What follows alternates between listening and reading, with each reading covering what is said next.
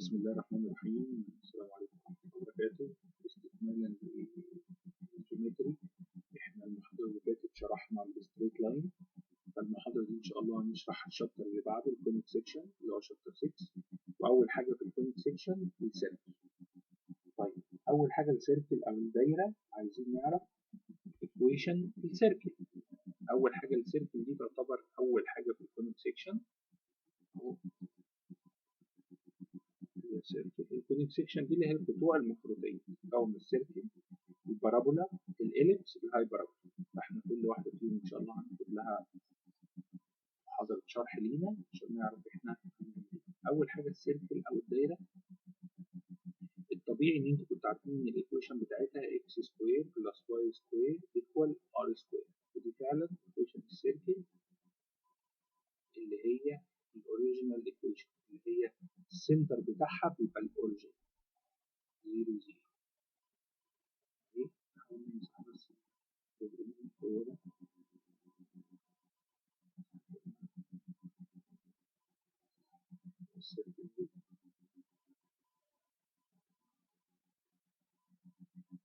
اللي جوه دوت اسمه السنتر اتش او بي، والراديوس بتاع السيركل اسمه ار.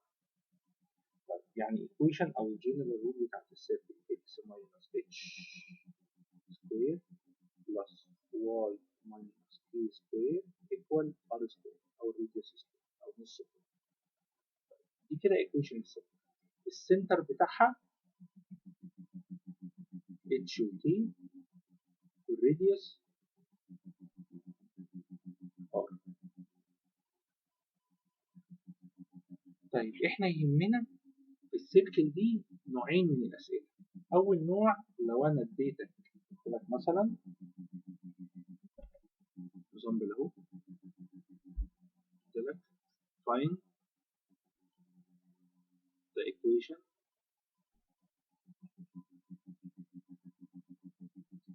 of circle which أو find the equation of circle with center. يبقى أول حاجة أنا هديك السنتر والراديوس. center 1 و 5 and has radius of 5.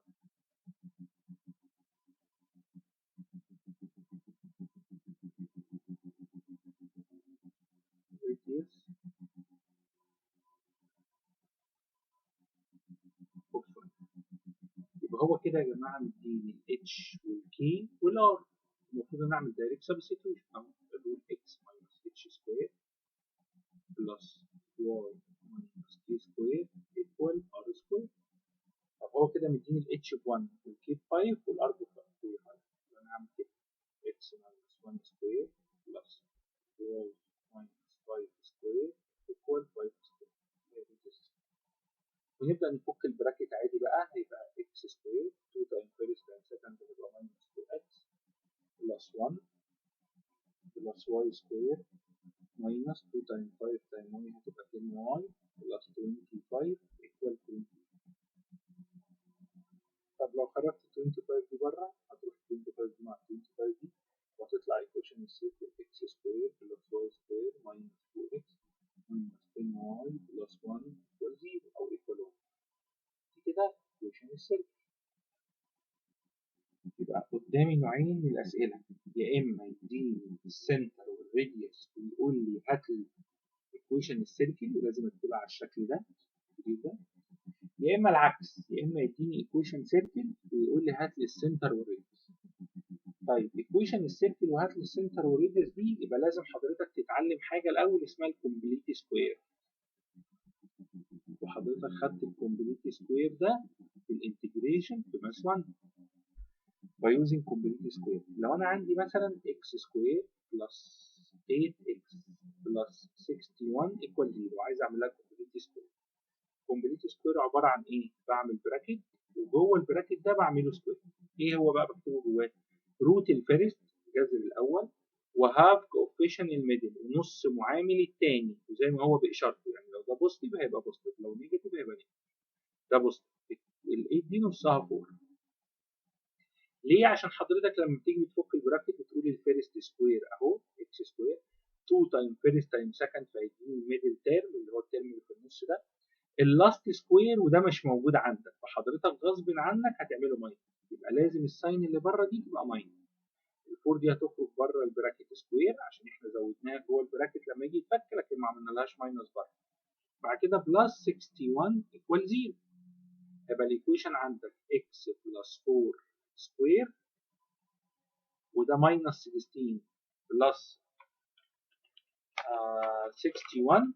هنعمل الاثنين ماينس بعض كده هيديني 45. يبقى بلس 45 ايكوال 0. يبقى انت كده عملت كومبليت سكوير. يبقى نكتبه بالرول بقى اكس سكوير بلس اور ماينس اي اكس بلس اور ماينس بي ايكوال 0. ده هيبقى كده براكت اكس بلس اور ماينس على حسب اي اوفر 2 والبراكت كله سكوير ماينس اي اوفر 2 سكوير بلس اور ماينس بي. ده الرول بتاع الكومبليت سكوير او الاثنين اللي بره. طيب تعالى بقى نشوف لو انا مديك ايكويشن السيركل هنجيب السنتر والراديوس ازاي. سامبل اهو بيقول لي find center and radius for the circle والايكويشن اهي بيقول لي x square plus y square minus 2x minus 10y plus 1 equal 0. حضرتك هتعمل ايه؟ هتجيب الاكسات جنب بعض x square وماينس 2x جنب بعض والواي جنب بعض y square minus 10y اهي بلس 1 ايكوال 0. اول خطوه احنا رتبنا المساله بس. هنعمل كومبليت سكوير للاكس هنا يبقى روت الفيرست ونص الاثنين دي واحد والساين بتاعتها تاني وبره ماينس ده لازم ماينس. ال1 ده لما يخرج بره سكوير هيبقى 1 سكوير اللي هو 1 بلس نفس الكلام مع الواي روت الفيرست واي والساين اللي ما بينها ماينس وال5 دي نصها 5 وبرده ماينس ال5 دي هتخرج بره سكوير بلس 1 ايكوال 0. فهتبقى x minus 1 سكوير بلس y minus 5 سكوير. تعالوا بقى نشوف الأرقام. النيجاتيف 1 دي هتروح مع البوزيتيف 1 دي. ال 1 دي أهي دي راحت مع النيجاتيف 1. هتفضل minus 5 سكوير اللي هي 25 هتخرج بره بوزيتيف 5 سكوير أو 25. طب أنت كده كتبتها على الجنرال رول. إحنا قلنا x minus h سكوير بلس y minus k سكوير equal r سكوير. الاتش والكي دول هما السنتر يبقى السنتر عندك 1 و5 ده السنتر. باخدهم بعكس الاشاره عشان الرول بالنيجاتيف يعني لو هما ماينس يبقوا بوزيتيف لو هما بوزيتيف جوه البراكت يبقوا ماينس. طيب وايه كمان؟ والار الراديوس الار سكوير ب 25 يعني الراديوس بس. يبقى انت حضرتك لو هتلاحظ هتلاقي نفس المساله اللي جات لك الاولانيه خالص. مديني السنتر كان مديني السنتر والراديوس وانا عملت ايكويشن السيركل.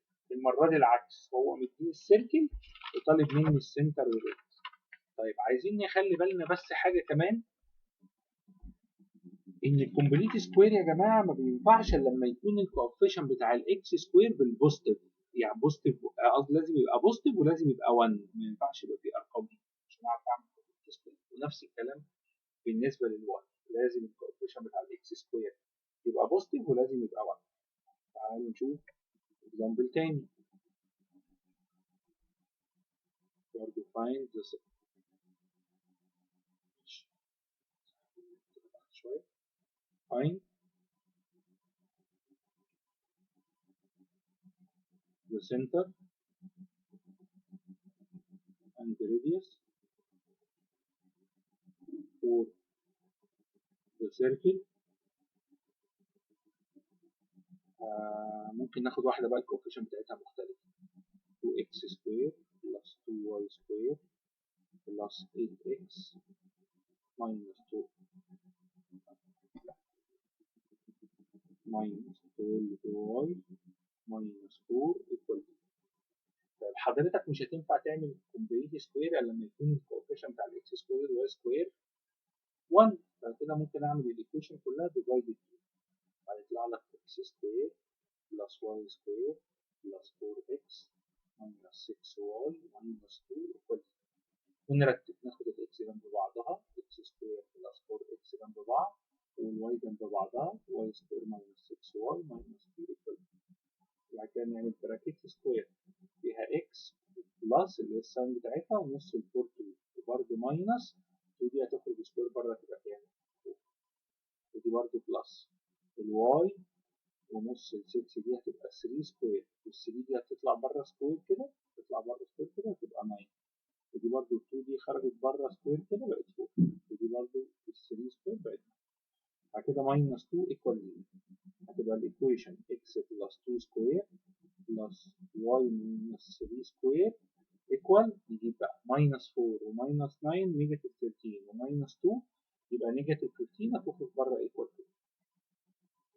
يبقى السنتر بتاعك اللي هو الاتش والكي هنا بوزيتيف هتبقى نيجاتيف 2 وهنا نيجاتيف 3 هتبقى بوزيتيف 3. دي الاتش ودي الكي والراديوس الار ايكوال روت 15 عشان الرقم اللي بره ده المفروض انه ار سكوير انت عايز الجذر بتاعه. طيب دي لو هو مديني ايكويشن السيركل وعايز السنتر والراديوس اول فكره قلنا لو مديني السنتر والراديوس وعايز ايكويشن السيركل. طيب نشوف نوع تاني من الاسئله. لو هو مديني عايز ايكويشن السيركل اللي باثز 2 بوينت واند اوف دايمتر. قبل ما اعرف موضوع اند اوف دايمتر عايز اقول لكم لو انا عندي 2 بوينت كده البوينت الاولانيه دي x1 y1 والبوينت الثانيه دي x2 y2 السنتر بتاعهم مش السنتر بقى هنقول عليه الميد بوينت. هم هنا لسه لاين مش الميد بوينت اللي هي النقطة اللي في النص ما بينهم اللي هي دي أنا عايز أجيبها. هي عبارة عن x1 plus x2 over 2 y1 plus y2 over 2. طيب والديستانس هي سكوير روت الديفرنس بين الاكس هي x2 minus x1 سكوير أو الواي الأول minus الاكس مش هتفرق كده كده أي واحدة تعمل له سكوير سواء نيجاتيف أو بوزيتيف هتبقى دي الديستانس بين تو. طب لما اجي اقول لك انا هديك 2 بوينت على السيركل بس لازم البوينت دي تبقى اند اوف دايمتر. ايه معنى كلمه اند اوف دايمتر؟ معناها ان هم معديين بالسنتر يعني الميد بوينت بتاعهم هو السنتر او السنتر ايكوال الميد بوينت. يبقى وانت بتحسب الميد بوينت للتو بوينت دول يبقى انت جبت السنتر اللي هم الاتش والكي. فاحنا قايلين ان السنتر بتاعي هو اتش وكي. طيب والديستانس هي الدايمتر diameter equal distance. يبقى حضرتك وانت بتجيب الديستانس هتقول ان هي الدايمتر يعني الراديوس هو الدايمتر اوفر 2. يبقى حضرتك هتجيب الميد بوينت اللي هم الاتش والكي وتجيب الراديوس يبقى معاك الايكويشن بعد كده اللي هي اكس ماينس اتش سكوير بلس واي ماينس كي سكوير ايكوال ار سكوير. طيب نشوف اكزامبل عشان بتبان قوي بالارقام. اهو بيقول لي ايه find the equation of circle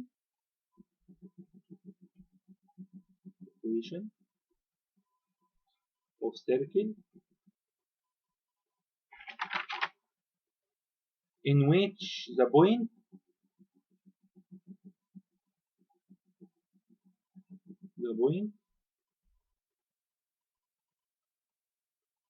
one و 3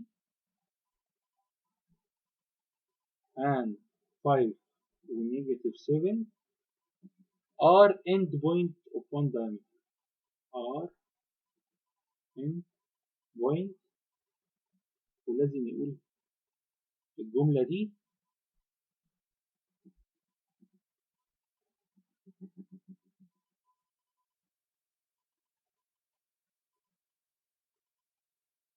هو منها بتاع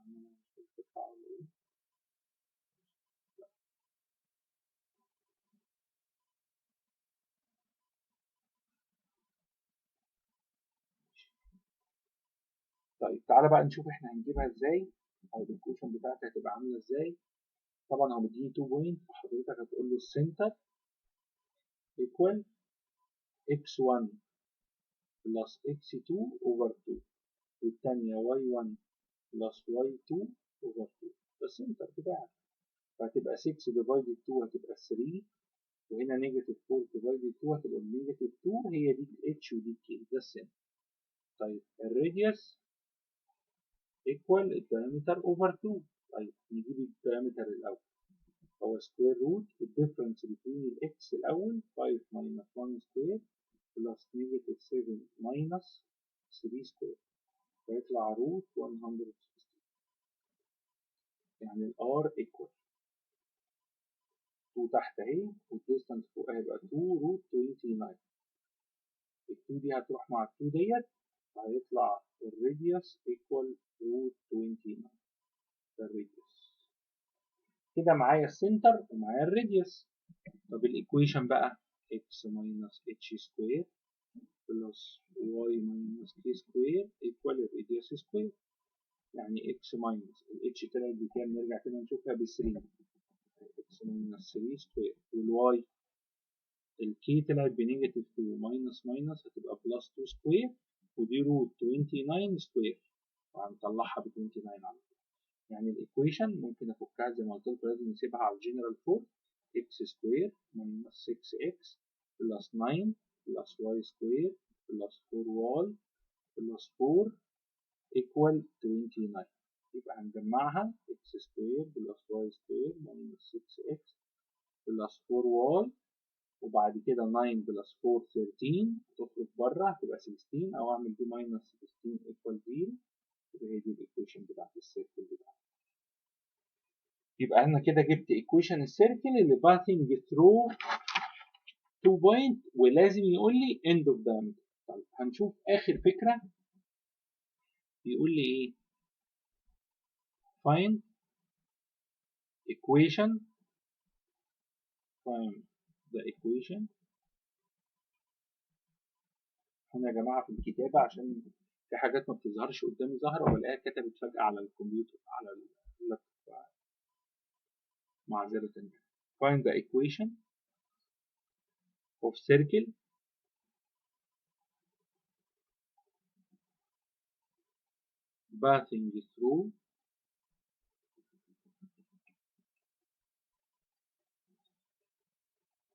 passing through كام بقى؟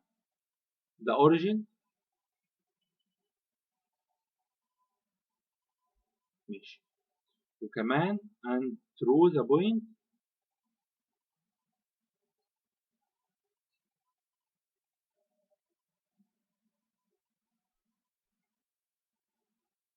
four و0 and 0 8. وهو دلوقتي مديني عايز ايكويشن السيركل اللي بتمر ب 3 بوينت، واحده منهم الاوريجن، خلي بالك. طب حضرتك x minus h سكوير بلس y minus k سكوير equal r سكوير، ده جنرال رول بتاعت الايكويشن بتاعت السيركل. طب فيها كام فاريبل؟ فيها h وفيها k وفيها r، فيها 3 فاريبل عشان اعرف اجيب ايكويشن السيركل. يبقى محتاج لها كام ايكويشن؟ 3 ايكويشن. اول بوينت هو مديني 3 بوينت، واحده الاوريجن 0 0، دي الاوريجن. طب واحده 4 و0، وواحده 0 8، يبقى هو مديني 3 كونديشنز عشان اعمل 3 ايكويشن في 3 انون احلهم مع بعض. طب اول حاجه فيهم هقول ات 0 0، يبقى نحط مكان الاكس 0 ومكان الواي 0، فهتبقى 0 ماينس اتش سكوير بلس 0 ماينس كي سكوير ايكوال ار سكوير. طب دي هيعتبر اتش سكوير بلس كي سكوير ايكوال ار سكوير، وهتبقى دي اول ايكويشن. هنسمي دي كده ايكويشن. تعالوا من البوينت الثانيه هنقول ات 4 و0، نحط الاكس ب 4 اهي، تبقى 4 ماينس اتش سكوير بلس الواي هي اللي ب 0، 0 ماينس كي سكوير ايكوال ار سكوير. طب لما نفك البراكت الاولاني ده هيبقى الاول سكوير 16، 2 تايم فيرست تايم سكند هيبقى ماينس 8 اتش، الاخير سكوير اتش سكوير بلس ده كي سكوير ايكوال ار سكوير. طب ما ننساش يا جماعه من ايكويشن 1 ان اتش سكوير بلس كي سكوير كانت ايكوال كام هنا؟ اتش سكوير بلس كي سكوير ايكوال ار سكوير. يعني ممكن اشيل دول واحط ار سكوير واطلعها بره تشيل الار سكوير ديت. يعني هيبقى عندك 16 ماينس 8 اتش ايكوال 0. كده اعرف اجيب فاليو الاتش، يبقى 8 اتش ايكوال 16، يعني الاتش ايكوال 2. كده جبت اول فاليو. طيب اللي بعدها، البوينت اللي بعدها ات كام بقى البوينت الثانيه؟ 0 8. يعني الاكس ب 8 اهي 0 ماينس اتش سكوير، الاكس هي اللي ب 0، والواي ب 8. 8 ماينس كي سكوير ايكوال ار سكوير. اما نفك اول واحده ديت هيطلع لي اتش سكوير، والثانيه 64 ماينس 16 كي بلس كي سكوير ايكوال ار سكوير. وبرده من ايكويشن 1 ان الاثنين دول بلس بعض ايكوال ار سكوير، هنقوم شايلين ار سكوير دي مع ار سكوير اللي تحت، يعني هيطلع لي 64 ماينس 16 كي ايكوال 0. يبقى اعرف اطلع الكي، يبقى 16 كي ايكوال 64، يعني الكي ايكوال 4. كده حضرتك جبت الاتش والكي. طيب انت عندك ان اتش سكوير بلس كي سكوير ايكوال ار سكوير، يبقى عرفت تجيب الار عشان دي ايكويشن 1. اهي كانت ايكويشن 1. طب الاتش ب 2 يبقى 2 سكوير، والكي ب 2 ب 4، 4 سكوير ايكوال ار سكوير، يعني 4 بلس 16 ايكوال 20، يبقى الار سكوير ب 20. طيب يبقى الايكويشن اللي عندك السيركل اكس ماينس اتش سكوير بلس واي ماينس كي سكوير ايكوال ار سكوير، اقدر اعملها. الاكس طلعت ب 2 باكس ماينس 2 سكوير، والكي طلعت ب 4 يبقى 4 سكوير ايكوال، والار سكوير طلعت ب 20 كلها. فك البراكت بقى عشان نعملها ايكويشن واحده كبيره. اكس سكوير ماينس 4 اكس بلس 4 بلس واي سكوير ماينس 8 واي بلس 16 ايكوال 20. يبقى نجمع بقى اكس سكوير بلس واي سكوير ماينس 4 اكس ماينس 8 واي، وبعد كده 4 و16 20 تخرج مع 20 هتبقى ايكوال 0. ويبقى هي دي ايكويشن السيركل اللي باسنج ثرو ال 3 بوينت. وبكده تبقى السيركل خلصت يا جماعه. وبالتوفيق، وشد حيلكم في المحاضره الجايه بتاعت البارابولا ان شاء الله.